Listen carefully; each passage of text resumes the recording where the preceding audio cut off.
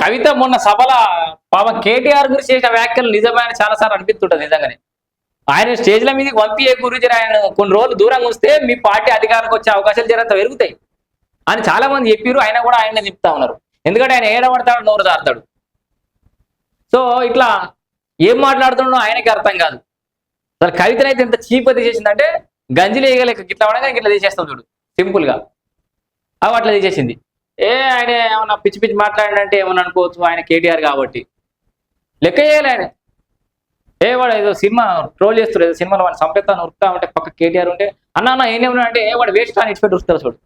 అవట్లా కేటీఆర్ పరిస్థితి తిట్టడానికి కూడా పనికొత్తాడు ఆయన. ఆయన విమర్శించి కూడా విమర్శించడానికి ఆయనతో ఏం వెళ్ళి ఆయన కాడికి పోయింది పరిస్థితి.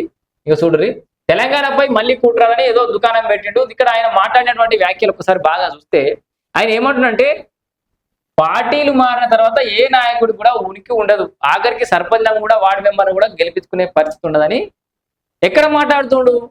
ఒక నాయకుని ఈయన పార్టీలో జాయిన్ చేసుకుంటూ మాట్లాడుతుండు. ఇంకేదో సభల ఇంకేదో సమావేశాలు మాట్లాడింది కాదు. మరి ఈ మాట్లాడిన ఉనికి ఏడికెళ్ళి ఉంటుందాడా? Simple logic.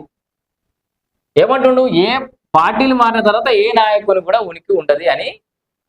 ఇక్కడ హుజూర్ నగర్ ప్రాంతంలో మంత్రి ఉత్తమ్ కుమార్ రెడ్డి చేసిన అభివృద్ధి ఏంటో చెప్పాలనుకుంటా తెలంగాణ భవన్లో పార్టీ వర్కింగ్ ప్రెసిడెంట్ కేటీఆర్ సమక్షంలో All India Forward Bloc party నేత పిల్లుట్ల రఘు ఆదివారం హుజూర్ నగర్ నియోజకవర్గానికి చెందిన నాయకులతో కలిసి చేరారు. హుజూర్ నగర్ నాయకుడు ఏఎఫ్బి నాయకుడిని తీసుకుపోయి పార్టీలో జాయిన్ చేసుకుంటా ఆయన ముఖం మీద చెప్పినట్టే పార్టీ మారిన వాళ్ళకి ఉనికేం ఉండదని ఆయన ముందని చెప్తున్నట్టు.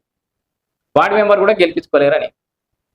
మరి మొన్న జగిత్యాల ఆయన ఎవరు జీవన్ రెడ్డిని జాయిన్ చేసుకోరు, ఆయన ఉనికి కూడా లేనట్టే కదా, పోయినట్టే కదా. ఇక ఆయన ఏదో ఉమ్మడి కరీంనగర్ మొత్తం వెళ్తాడు తీసుకొస్తాడని అరుకుతిరి, పార్టీ మారితే ఉనికుండా అంటారు నువ్వే. ఇక కేటీఆర్ ఏమో ఇట్లా ఆగభాగం గాయి గత్తరు ఉంటుంది కథ. ఇక ఇది ఈ నోటిగా భరాసా ఆవిర్భావంతో తెలంగాణ కళ సాకారమైంది, నీ కళ సాకారమైంది,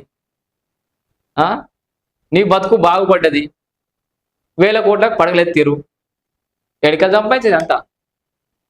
మీ భరాసనా తెరాసనా ఏదో ఒకటి చెప్పు, కరెక్ట్ క్లారిటీ రాని ముందుగా మీరు. ఇట్లా కేటీఆర్ హరీష్ రావు అంతా కలిసి మొత్తానికైతే నిజంగానే బీఆర్ఎస్ పార్టీని పొందబెట్టేట్టే ఉన్నారు మల్లన్న సాగర్లో.